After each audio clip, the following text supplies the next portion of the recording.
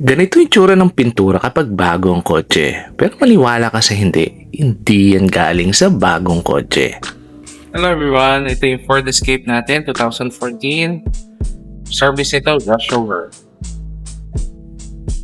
Tawag natin dito yung basic washover kasi labas lang yung pinintirahan natin. Make sure na we have the right code. Tapos yung syempre, yung color grading, lahat yun para perfect, para mukhang original talaga siya. Walk through tayo. Unang titignan natin lagi yung mga edges. How is it? Kasi dun nagbe-base kung maganda talaga yung preparation. Kung hindi maayos ang preparation, yung iba ginagawa, hinahapon na lang sa buffing or polishing. But yung mga edges, usually hindi yan napapolish. Naiiwan niya magaspang or hindi tama yung balance ng paint.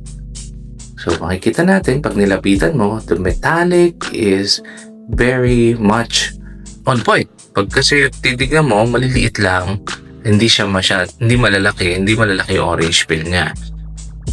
Parang doon sa factory, orange peel lang na tinatawag natin. That's what we want to imitate.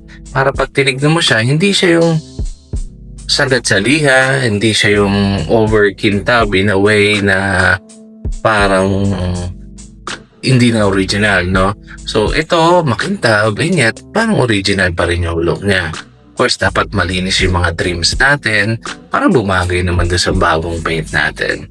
With the side mirrors, with the fenders, dapat maganda rin yung alignment. You can see yan, pati yung mga trims natin, tin-treatment na rin natin. Ito sa ilalim, usually left out dyan. Ginagawa natin, tinatanggal na lang din natin yan para maglinis talaga yung pagkakabuga. Walang gaspang. Ito yung sa loob na pintura. Ito yung sa labas. Siyempre, mas makintab kasi labas lang ang pininturahan natin. Mas matingkad na rin siya ngayon since we use the high solid gloss, yung clear natin. You can see yung mga handles natin sa loob, kahit lapitan natin, malinis tignan. Yung mga edges, again, as I pointed out, malinis pa din, kahit hindi na polish. Actually, soft polish lang ang ginawa natin dito. We just denib, tinanggal lang natin yung konting mga dumi, hindi naman may iwasan minsan. But, pagka madami yan, talagang ibig sabihin, there's something wrong with the preparation, and there's something wrong maybe the paint system itself.